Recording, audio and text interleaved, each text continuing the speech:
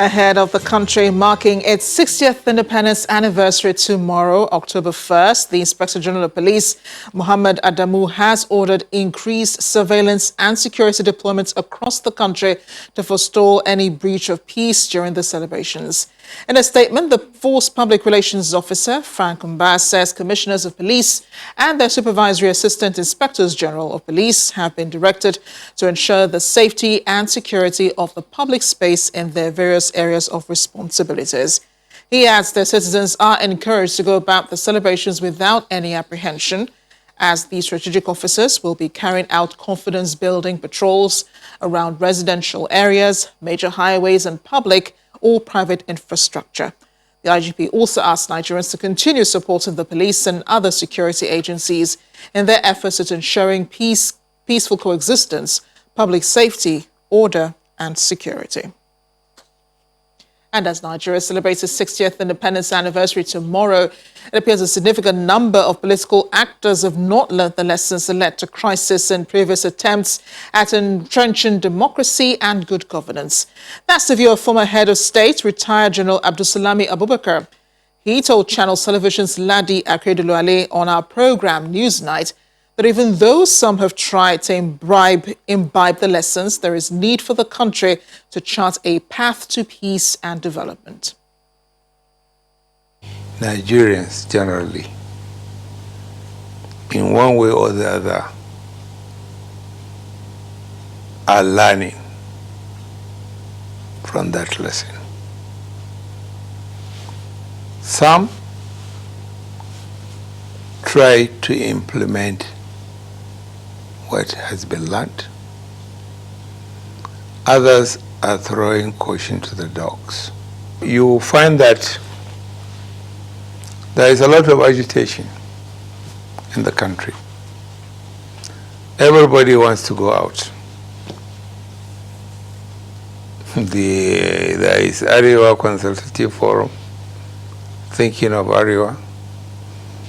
There is Ferry, thinking of the Yoruba nation. There is IPO, thinking of Biafra nation. There are agitations, Urobo nation, Ijo nation, and so on. So you can now see we are now slipping back. We are not thinking for Nigeria. First, we are thinking of our tribe. People think they are being marginalized. People think there is no equity, no justice. And they think by trying to cop out, they will now carve an empire for themselves, a nation where they think there will be equity and justice, which they feel is being denied them in the nation of Nigeria. For the full interview with General Abubakar, do watch Nigeria at 60. Special interview tonight at 11 p.m. only on Channels Television. Meanwhile, world leaders have been sending goodwill messages to Nigeria on the nation's 60th independence anniversary on October 1st. Among them is Her Majesty Queen Elizabeth II, whose message of felicitation to President Muhammadu Buhari has been conveyed by the British High Commission in Nigeria. A statement from the presidency quotes the Queen as saying, "It gives me great pleasure to offer my warmest congratulations on the 60th anniversary of Nigeria's independence, together with my best wishes for your country's continued happiness and prosperity. The United Kingdom and Nigeria benefit from strong and enduring ties as Commonwealth partners through shared history and, most importantly, our people." Nigeria gained independence from Great Britain on October 1st, 1960.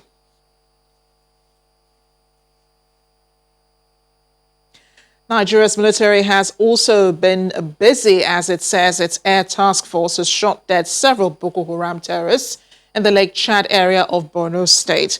A coordinator of the Defense Media Operations, Major General John Enenche, explains that the Air Task Force of Operation Lafia Dole carried out series of airstrikes at Tubuma Baba, one of the island settlements on the fringes of the Lake Chad region. According to him, the airstrikes were executed yesterday following intel that ISWAP fighters and their leaders had converged on some structures concealed under the thick vegetation of the area, preparing to launch an attack. It adds that the ATF aircraft scored devastating hits on the settlements, killing several terrorists and destroying their structures. From security to politics, the People's Democratic Party's candidate in Ondo governorship election, Eyitayo Jegede, has reaffirmed his assurance of winning the poll. He made this assertion as his campaign train made its way through Akure, the state capital. Mr. Jegede's campaign train would have visited more areas, but for reports of heavy rainfall, which cut short his trip.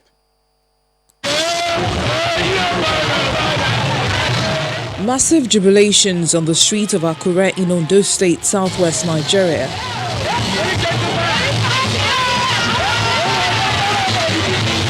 The capital is celebrating the arrival of the candidate of the People's Democratic Party, Eyitayo Jegede.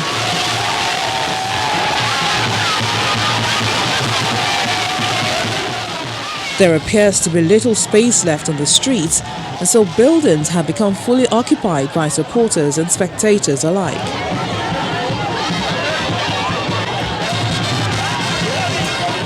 It's a colorful outing for supporters adorning outfits in support of their candidate.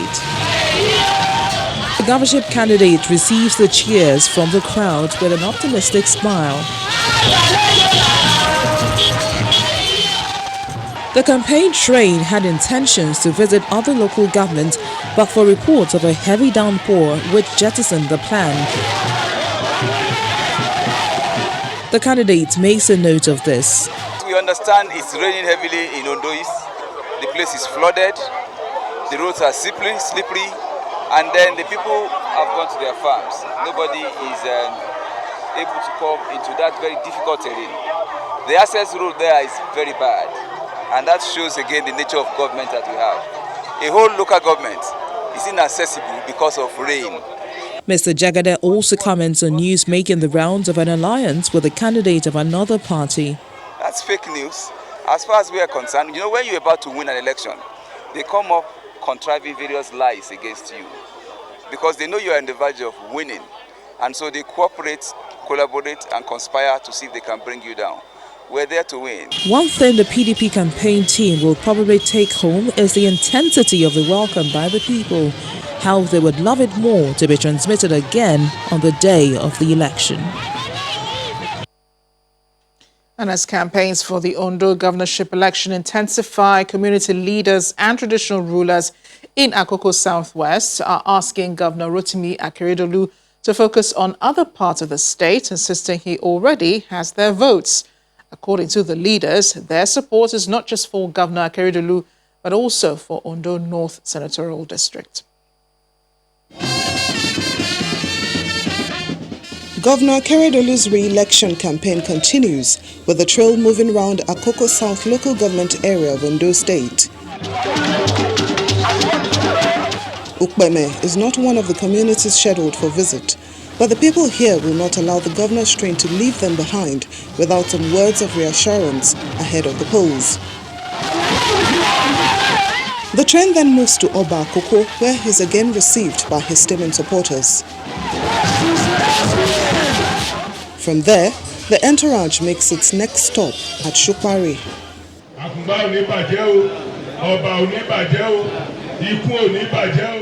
And then Oka Akoko, where Governor Akeredolu again pledged to build on the successes recorded so far, especially infrastructure. Àwọn South ṣe ti sọ wọ́n ní kò sẹ́ni tó máa yan gómìnà fáwọn àwọn fúnra wọn là máa yan gómìnà wọn kì í ṣe gómìnà àná ló máa pé òun gbìyànjú kó dìde pé òun fẹ́ kó lọ ṣe gómìnà. With those words of assurance, his supporters and party leaders also take turns to shower encomiums on Governor Akeredolu's strides, with a pledge to support him even more. Gómìnà wa within a record time mi ò tí ì rí rẹ́ẹ̀rí wọ́n lè ṣe.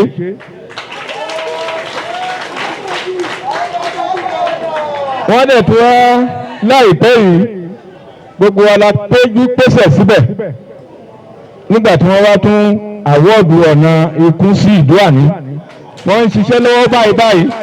everybody is saying is Aketi Lekonsi, Aketi for second time. So we are very confident that this election we are going to win hands down. The high point of the campaign tour is acceptance of some members of the Zenith Labour Party in the state who have decided to join the All Progressives Congress. Meanwhile, the Ondo State Police Command has vowed to prosecute anyone found culpable of violence that broke out in Owo and Ikbele on Tuesday. The Commissioner for Police in the state, Bolaji Salami, gave this assurance while inspecting the extent of damage by suspected hoodlums during a political rally of the People's Democratic Party. Broken screens, pours bored by gunshots, drinking table that looks like one left in a hurry. They are all relics of an attack by suspected hoodlums on residents of Ikpele and Ijebuowo, both towns in our local government area of Ondo State.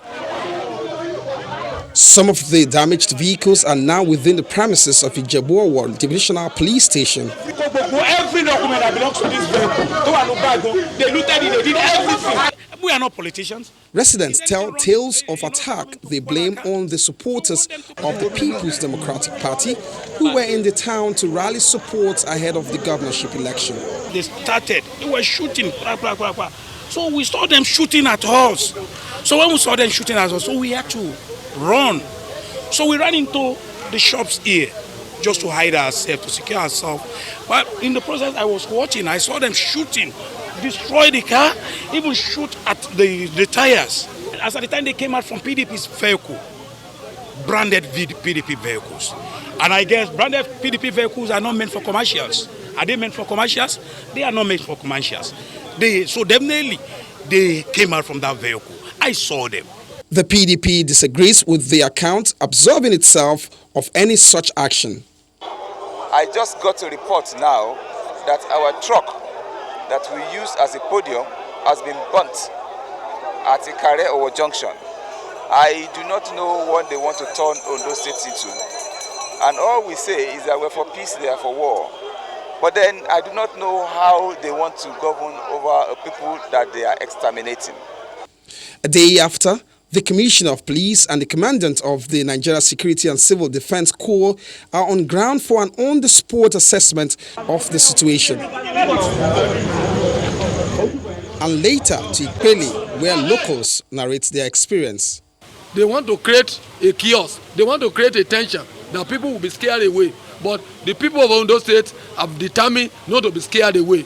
They will cast their vote for people of their own choice. Nobody can terrorize them. That's what they are doing. Some victims are still lying down on hospital beds. The police are calling for calm while they investigate. Security will be total, and everybody will be allowed to go and vote for party of his or her choice, and there will be no attack. I assure you that the day of election, there will be nothing like any attack that will prevent any citizen from exercising his or her rights. Saturday, October 10th is just days away. That is when the election holds to determine who governs the state for the next 4 years. In part two after the break, a bill seeking to make the Nigeria Sovereign Investment Authority a first-line charge beneficiary on the Federation accounts passes second reading in the Senate.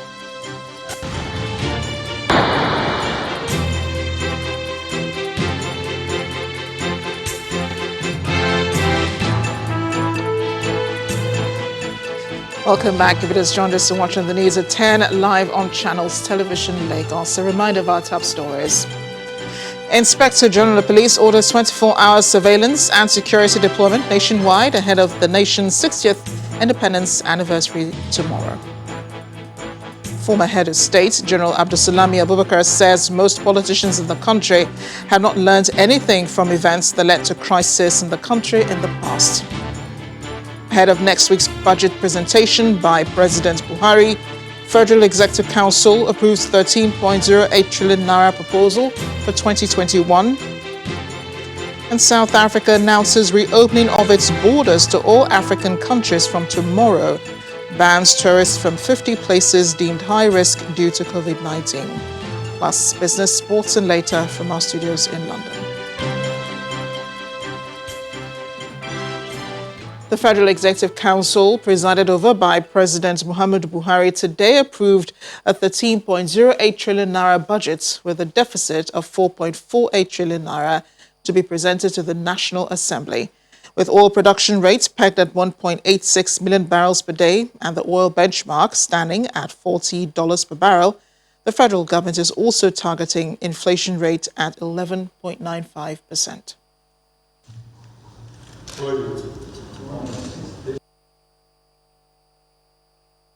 We do expect that the Nigerian economy will recover to the path of growth early in 2021. So the total aggregate revenue that is projected for the 2021 budget is 7.89 trillion. And what is unique about the 2021 budget is that we have brought in the budgets of 60 government-owned enterprises. If you recall, in 2020, we brought in 10. Now we have brought in 60. But these 60 exclude NNPC and the central bank. And the reason being, NNPC, a national oil company, internationally, national oil companies are not included in the national budget. And also CBN is an autonomous body. So only those two are excluded. 60 government-owned enterprises are included. That is to say their revenue and all categories of expenditure are now integrated in the budget. So we have a total aggregate expenditure revenue of 7.89 trillion and also an aggregate expenditure of 13.08 trillion for 2021. There is a fiscal deficit of 4.489 trillion. This represents 3.64%. Slightly above what is required by the Fiscal Responsibility Act of 3%. And also to report that the total capital expenditure that is projected in the budget is 29% of the aggregate expenditure. This is an improvement over the 24% that we have in 2020, but slightly below the 30% that we targeted in the Economic Recovery and Growth Plan. Now to the National Assembly, where a bill seeking to make the Nigeria Sovereign Investment Authority a first-line charge beneficiary of the Federation account for saving purposes has passed through second reading in the Senate. The bill proposes an amount that is equivalent to 20% of the amount standing to the credit of the Federation account to be allocated to the NSIA on a monthly basis. Our correspondent, Linda Kigbe, has more. The COVID-19 pandemic took the world by surprise, exposing the inadequacies in healthcare systems and the fragility of some economies. In Nigeria, COVID-19 dealt a blow to an economy which relies heavily on crude oil exports.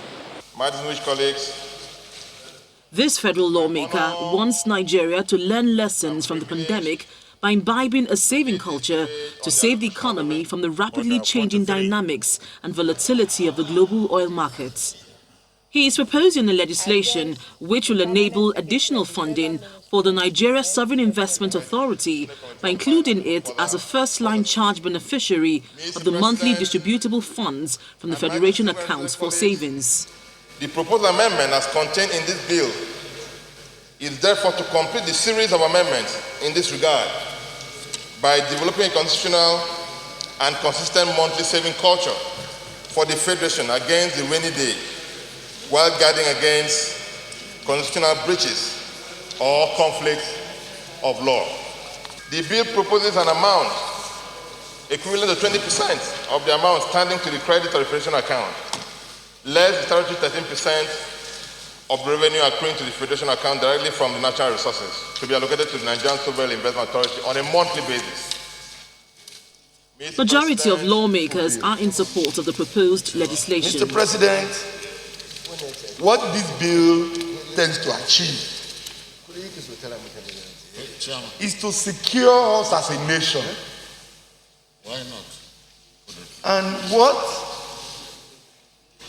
National Nigeria Sovereign Investment Authority stand for, in accordance with the act establishing them,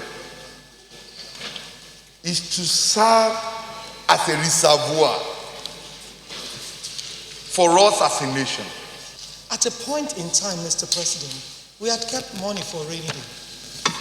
And somehow, somewhere, the people who were in charge decided they didn't want the monies kept. Today, COVID has shown us that a country that does not plan for the future is a country that has not planned at all. The bill is sent to the Committee on National Planning for further legislative work. Linda Kibi, Channels Television News. From the legislature to the judiciary, a federal high court in Abuja has dismissed a suit challenging the nomination of 21 lawyers by the National Judicial Council for appointment as judges of the High Court of the Federal Capital Territory. In his judgments, Justice Okonabang held, among others, that the plaintiff lacks the legal right to approach the court to file the suit. Justice Abang also declined jurisdiction on the grounds that the non-possession of local standi by the plaintiff robbed the court of the requisite jurisdiction to hear the case. The suit filed by a group, Justice Reform Project Foundation, had the President of Nigeria, the NJC, the Judicial Service Committee of the FCT, the Attorney General of the Federation, and the 21 nominees as defendants. Elsewhere, a Nigerian Army corporal has been sentenced to 5 years in prison by a military court-martial after he was found guilty of defiling a 13-year-old girl in Bama local government area of Borno State. Besides the 5-year sentence, the court-martial also dismissed the corporal after the trial, which lasted for over 2 years. The 7th Division General Court-Martial of Operation Lafia Dole had charged him for assault and defilement of the girl.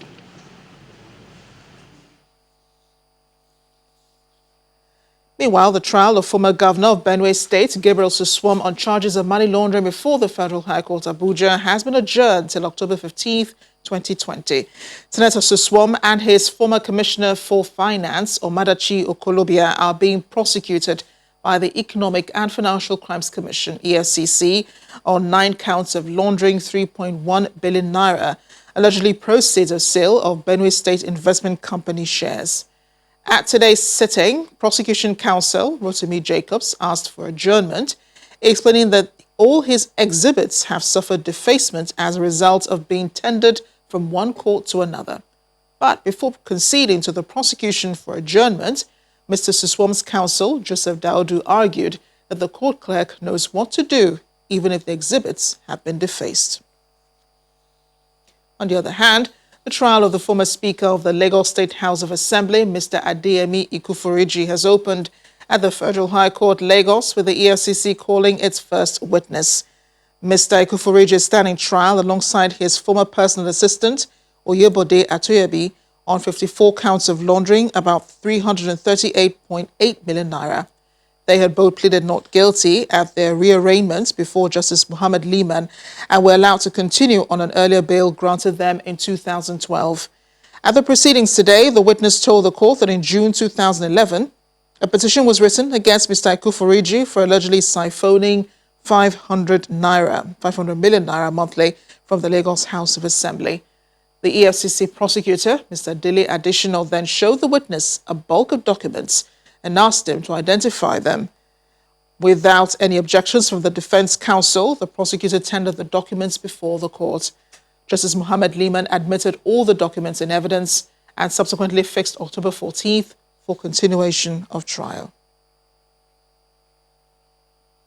When the news at 10 returns, global ratings agency Fitch affirms Nigeria's credit rating at B, revises outlook for negative to stable. That's on Business News. Join us again.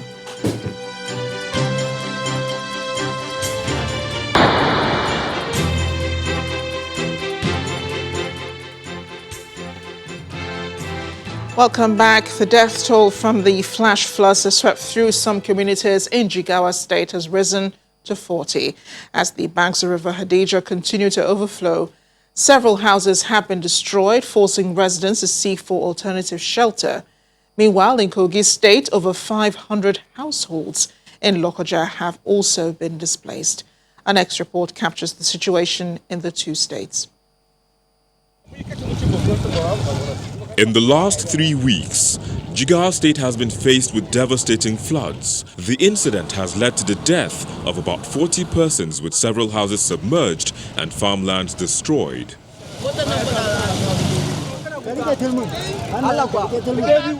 The most recently hit in the state is Hadeja local government area, where over 3,000 persons have been displaced. This filling station now serves as a temporary shelter for these families. They are here with the little they could salvage.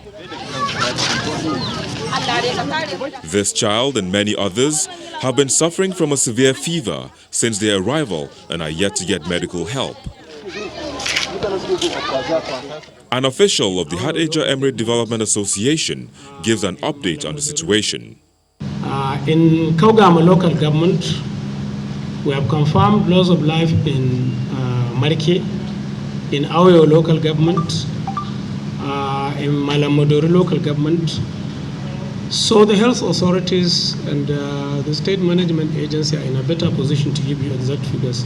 The state governor says measures are being put in place to give succor to the people.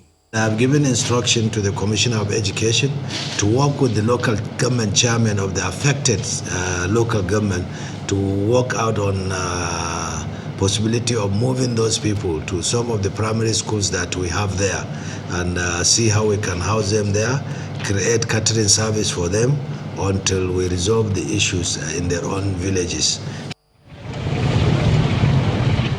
It's no different in Kogi State, north-central Nigeria, which is known to be one of the most hit by flooding due to the flow of water from River Niger. Homes submerged, families displaced and road users stranded as a result. The people call for urgent intervention. This flood of 18 is a problem that occurring on a yearly basis. And I think that this problem is beyond the state government, and I urge the federal government to intervene. State Emergency Management Agency says although the situation is as a result of a natural disaster, measures can be taken to ensure safety. We started by way of sensitization, public enlightenment, and an awareness campaign. And in emergency management, there are stages. And that first stage is to let people know that flood is coming. And this was what we did some few months back. With these people in desperate need of help for food, decent shelter and health care, the hope is that the relevant authorities come to their aid to avoid a worsening of the situation. The Pan-Niger Delta Forum, PANDEF, has rejected the National Water Resources Bill, describing it as detrimental and a gross violation of the fundamental human rights of the people of the region. This is their stand when a delegation led by the national chairman, retired Air Commodore Idongesit Ikanga, visited Bayelsa Governor Doye Diri at Government House, Yenagoa. Governor Diri believes that to improve the region, the South-South governors under the Brace Commission must be willing partners in the realization of its objectives. On the Water Resources Bill, we have met, and even as governors, we have agreed to first of all hand this bill to our Attorney Generals and Commissioners for Justice. And I'm sure my office would have forwarded that bill to the Attorney General for advice, so that we will take a position on the Water Resources Bill. But I want to recollect that as a member of the National Assembly, in the 8th Assembly, this bill surfaced. And we rallied round and totally rejected it. For us, the major thing is there must be peace. We don't take a stand for whoever, but there must be peace. So we are working very hard to find out what are the issues involved, how can we broker peace, so that nobody feels that, oh, he's been cheated or he's not been cheated. So that's where it is, and we've gone very far on that. We have some issues that have come out that perhaps some of the parties may not have considered. So with that now, we believe that peace is in sight. Some Nigerian entrepreneurs have lamented their plight following experiences with some foreign investors whom they claim are all out to take over their businesses after investing a larger percentage of funds. A group of entrepreneurs under the aegis of the Business Founders Coalition is asking the federal government to protect local business owners seeking partnerships with foreign investors through deliberate policies. Business Founders Coalition. This is a gathering of chief executives and founders of some business organizations in the country. One key similarity they all have, which has given rise to the birth of Business Founders Coalition, is the partnership with equity capital investors. One example to note is the current management face-off in Health Plus Limited between the founder, Buki George, and its foreign partners. Speaking on the need for the partnership, Mrs. George gives details of the early days and what the current scenario looks like with its foreign investor. We successfully onboarded Alta Semper Capital LLC UK. $18 million was pledged. The investment into Health Plus was to enable the company to capture the pent-up demand for high-quality yet affordable healthcare and professional beauty supplies. Unfortunately, the pledged funds were never fully disbursed. To the plight. According to the coalition's leader, the plight of Nigerian entrepreneurs is not different to what is ongoing at Health Plus.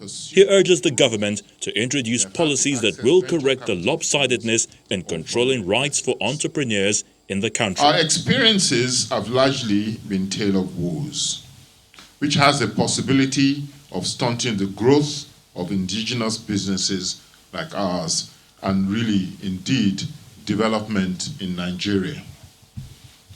We are also hoping that through this coalition, the government can enact policies and laws that will correct the apparent lopsidedness. It is a similar case in Wakanao, and their founders share experiences and how that has put their position in the business at risk. And investment finally came in 2019 November. We closed 2019 November after almost a year of 2018, right? Yeah, November, after almost a year of struggling to get the investment in. After the investment came in, everything went downwards. These entrepreneurs are hopeful that with the concerns raised, the federal government will make more efforts at protecting local businesses who seek to partner with international private equity firms in pushing for growth. We'll segue into more business news. Here's Bisi Adebayo.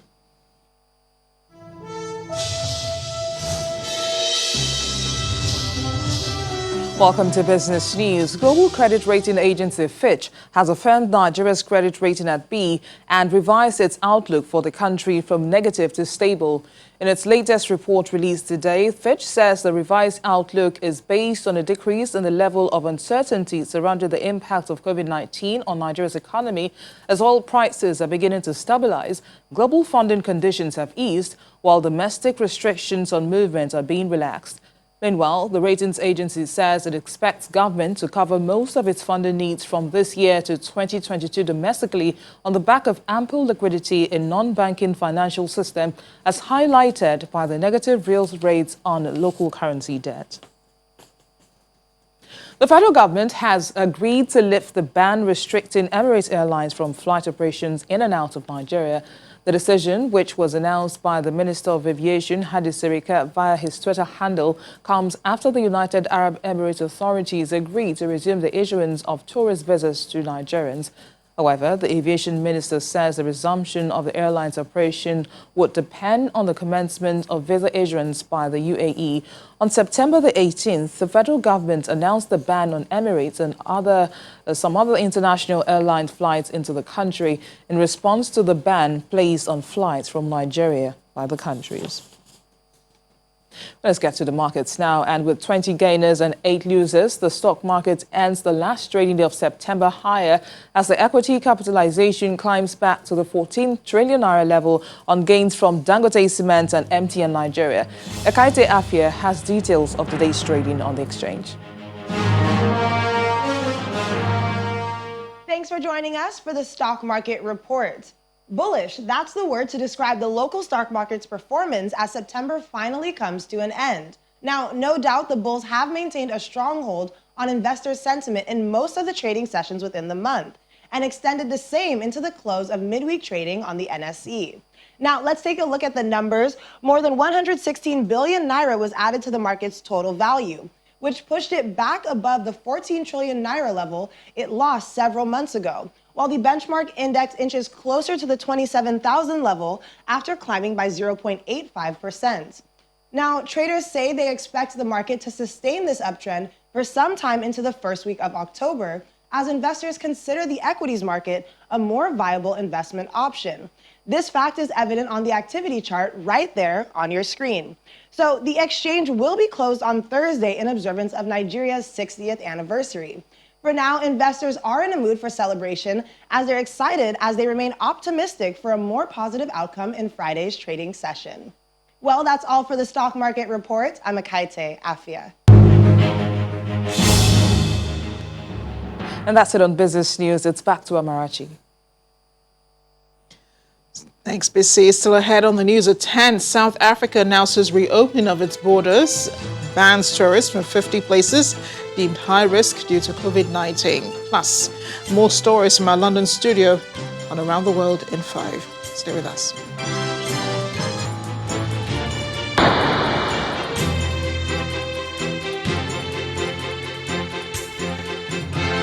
Welcome back. South Africa is reopening its borders starting tomorrow, October 1st, to all African countries, but tourists from 50 places deemed to be high risk, including the UK, the US, India, France, and Russia, remain banned. The country shut her borders at the start of its national lockdown, considered one of the strictest in the world, on March 27th. It, however, began easing the restriction on movement and business from June, though borders remained shut. Here's Simon Puser with more international news in Around the World in 5. Good evening and welcome to the Channel Studios here in London with your international news around the world in 5.